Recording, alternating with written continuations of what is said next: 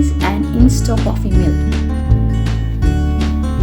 Here are the directions given by the store. You have to go through these directions carefully before you start.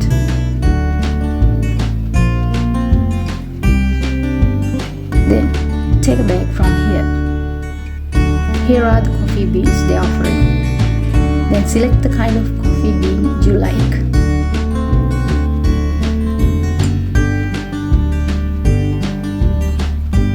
They have given all the prices.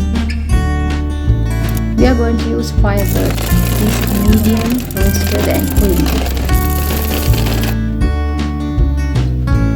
These are the directions in the coffee machine itself. You have to go through all these directions carefully. Now open the lid. Put coffee into the mill. Then close the lid.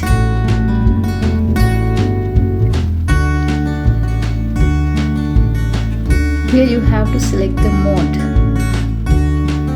That means how the coffee should come out. So you have to start now. The coffee is drying.